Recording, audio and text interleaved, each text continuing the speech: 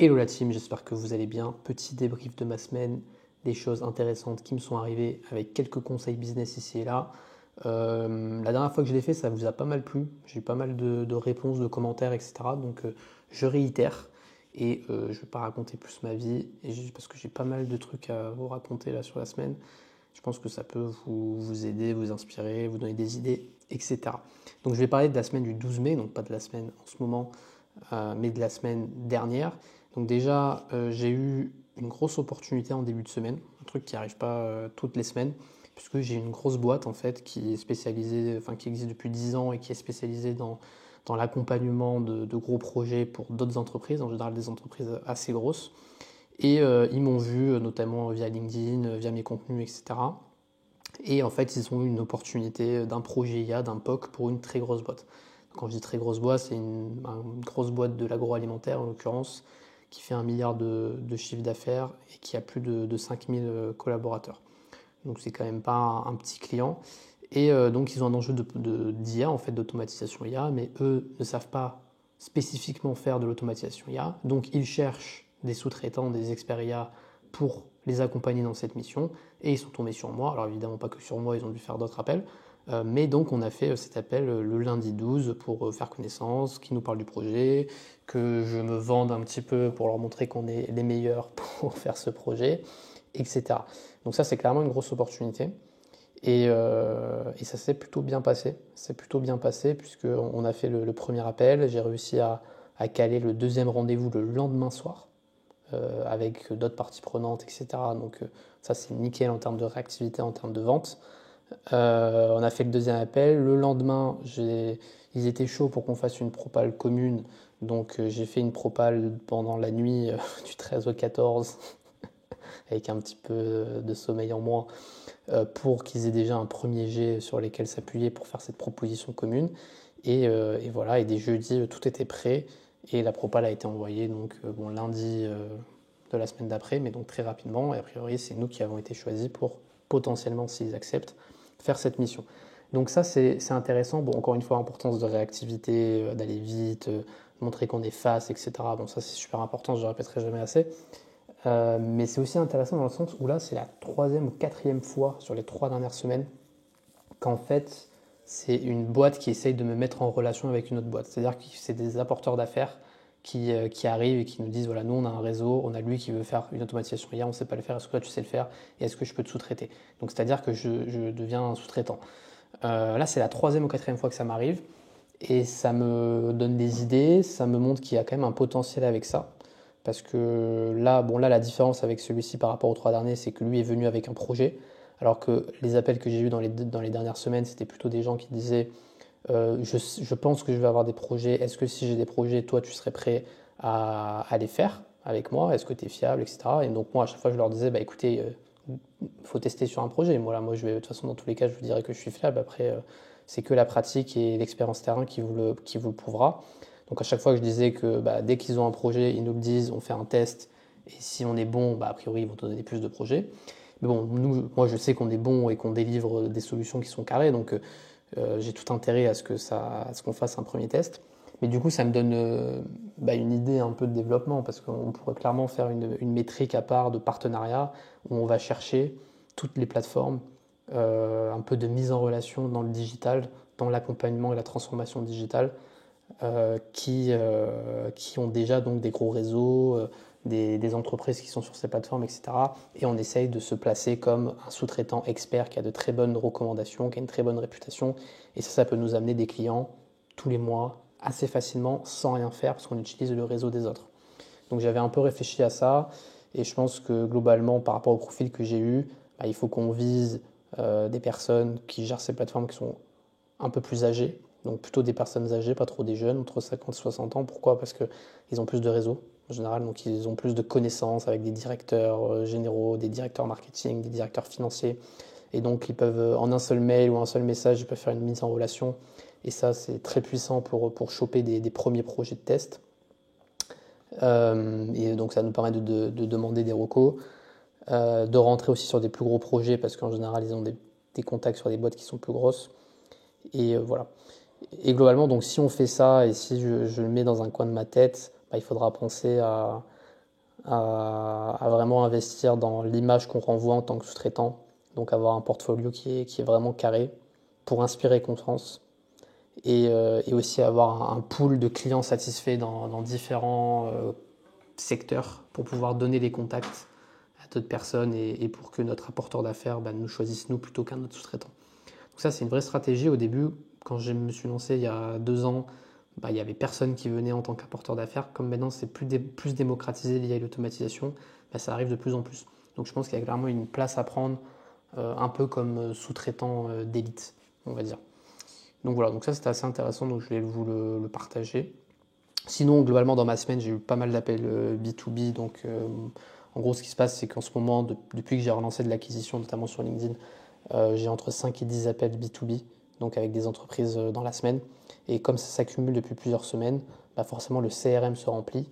Et donc, quand le CRM se remplit, les mails de relance qu'il faut faire, donc soit pour faire le deuxième rendez-vous, le troisième rendez-vous, reprogrammer, faire un message de suivi, une relance, envoyer la propale, forcément ça se multiplie. Donc là, j'avais beaucoup de relances mail à faire tous les matins. Voilà, je devais avoir 5, 6, 7 mails à envoyer tous les matins personnalisés pour être rigoureux sur le CRM et pour pas prendre de retard. Parce qu'après, quand tu prends trop de retard sur ton CRM, c'est le bordel. Donc il faut vraiment être rigoureux là-dessus. Donc ça, c'est pour un petit peu l'aspect B2B. Important aussi sur l'aspect B2B, donc je vous l'avais dit la semaine dernière en particulier, j'ai mis en place une stratégie LinkedIn que j'avais pas mis en place par le passé, c'est-à-dire que j'ai recruté, je passe par une agence pour gérer mes conversations sur LinkedIn liées à une stratégie de post que j'ai automatisée par ailleurs. Et donc là, cette agence, c'était sa première semaine, on va dire, enfin sa première semaine et demie. Donc il y avait des choses qui étaient pas mal. Mais il y avait des choses qui étaient pas bien, enfin moi j'ai trouvé, ou du moins qui n'étaient pas optimisées, qui n'étaient pas pertinentes par rapport à notre profil. Et du coup, j'ai dû manager un petit peu la personne qui s'occupe de ça pour lui faire tous mes retours, enfin tout analyser, lui faire tous mes retours, etc. Et je vais vous donner un petit peu les insights que j'ai eus, même si vous n'allez pas forcément comprendre tous, enfin c'est pas très grave. Donc en gros, ma stratégie sur LinkedIn, c'est de démarrer un maximum de conversations avec des prospects qui ont interagi avec mes posts. Et le truc, c'est que ces dernières semaines, j'ai eu plus de 3000 prospects qui ont interagi avec mes posts. Donc j'ai plus de 3000 leads potentiels à contacter. Et en fait, ce qui s'est passé, c'est que dans leur stratégie de setting qu'ils ont commencé à mettre en place, ils faisaient des premiers messages qui sont très personnalisés. Donc a priori, on pourrait se dire que c'est génial de faire des premiers messages qui sont très personnalisés. Parce que comme ça, on va pouvoir avoir des beaux taux de réponse. Et si on a des beaux taux de réponse, c'est nickel. En fait, dans ma situation, pas tant que ça. Pour moi, ce n'était pas la meilleure strat à faire. Pourquoi? Parce que certes, on a des bons taux de réponse en faisant des messages très personnalisés. Donc ici, c'était quasiment 50%, ce qui est vraiment très élevé. Mais le problème, c'est que ça prend beaucoup de temps de faire ces messages très personnalisés. Et donc la personne envoyait en gros une vingtaine de messages par jour, très personnalisés. Donc vous allez me dire, ouais, c'est déjà pas mal 20 messages par jour. Mais en fait, c'est pas assez pour moi et c'est sous-exploiter tous les leads qu'on avait parce que on a plus de 3000 leads. Donc en envoyant 20 messages par jour, même si on a 50 qui répondent, ça veut dire qu'on fait 10 conversations par jour, sachant qu'il y en a 5 qui ne vont pas aboutir, enfin au minimum 5 qui ne vont pas se continuer. Donc au final, c'est pas tant que ça, et donc à la fin, on ne va pas forcément ramener beaucoup de calls, de rendez-vous, d'appels de vente avec des entreprises. Et c'est un peu ce qui s'est passé. Alors sur la fin, il y en a eu un petit peu, mais c'était un peu timide par rapport au nombre de leads. Donc là, moi, ce que j'ai voulu faire comme ajustement, c'est de dire, ok, on a 3000 leads, on ne va pas faire 20 messages par 20 messages. En fait, on n'a pas besoin d'autant de personnalisation. Si encore je n'avais que 20-30 personnes qui avaient interagi avec mes posts sur les derniers jours, dans ce cas-là, oui, si j'ai que 20 leads, on va ultra personnaliser pour maximiser le taux de réponse et essayer d'aller chercher des rendez-vous. Mais là, moi, j'ai plus de 3000 personnes à contacter. Donc là, l'idée, c'est pas de personnaliser à fond, c'est de faire des premiers messages qui sont moins personnalisés, mais par contre de faire de la masse. Et donc d'envoyer 80, 90, 100 nouveaux messages par jour, un peu moins personnalisés. Et on s'en fout en fait, la métrique la plus importante, c'est pas qu'il y ait 50% de taux de réponse, même s'il n'y a que 30 ou 25% de taux de réponse, c'est déjà très bien. Parce que du coup, on va pas avoir 5 confs par jour à gérer, on en aura 25, 30, 40. Et donc on va pouvoir sur 25, 30, 40, moi je le sais parce que j'ai déjà fait ça, donc je sais un peu les métriques, on va pouvoir proposer beaucoup plus d'appels et on va filtrer en fait, on va filtrer les gens qui sont vraiment intéressés et qui sont prêts, matures pour envisager une transition IA et aller chercher des automatisations et des gains de productivité. Donc on va les filtrer par la masse en fait. Et comme on a plus de 3000 leads, on peut se le permettre. Du coup voilà, j'ai demandé de faire cet ajustement, d'envoyer plutôt 90 messages par jour, avec moins de personnalisation, donc que ça aille beaucoup plus vite. Et par contre, derrière, d'être réactif sur les conversations et sur ce tri des profils, sur ces 20-30 personnes qui vont répondre et qui sont a priori bien qualifiées parce que grâce au volume, on les a triées.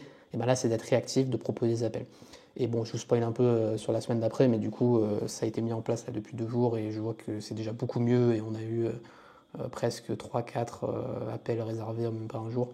Donc, en un jour ou deux. Donc c'est beaucoup mieux et ça confirme un peu l'intuition que j'avais. Et du coup, je pense qu'on va continuer comme ça sur les 3 prochaines semaines et ça devrait ramener pas mal d'appels. Je pense une vingtaine, une trentaine, peut-être plus. Voilà. Mais du coup, je voulais vous partager un peu cette stratégie LinkedIn parce que souvent les gens ont tendance à essentialiser les stratégies sur les réseaux en disant oui, alors si tu fais du setting LinkedIn, il faut que ce soit super personnalisé. Et puis il y en a d'autres qui vont dire ah ben non, il faut faire que du volume, etc. En fait, ça dépend des situations, ça dépend des contextes. En soi, moi, l'agence qui a voulu faire des messages ultra personnalisés, c'était pas, c'était pas bête en soi, c'était pas une mauvaise intention. Elle a quand même réussi à avoir des taux de réponse qui sont très élevés.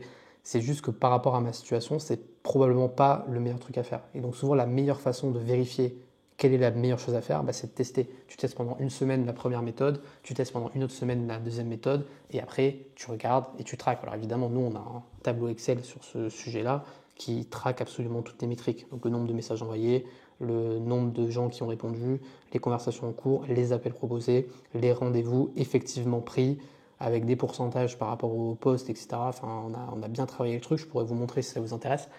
Mais voilà, c'est carré et c'est qu'avec ce data tracking-là que vous allez pouvoir voir quelles sont vos meilleures stratégies d'acquisition, tout simplement. Donc je vous conseille vraiment de faire ça. Voilà, bon, ça fait déjà longtemps que je parle, donc je vais m'arrêter là. J'espère que ça vous aura inspiré, aidé, donné des idées, etc. Ce petit débrief. N'hésitez pas du coup à liker, commenter, réagir. Faites ce que vous voulez pour me dire que ça vous plaît. Comme ça, je continue à faire des petites vidéos comme ça et à vous donner de la valeur. Et puis voilà, je vous souhaite une super journée ou une super soirée selon quand vous regardez cette petite vidéo.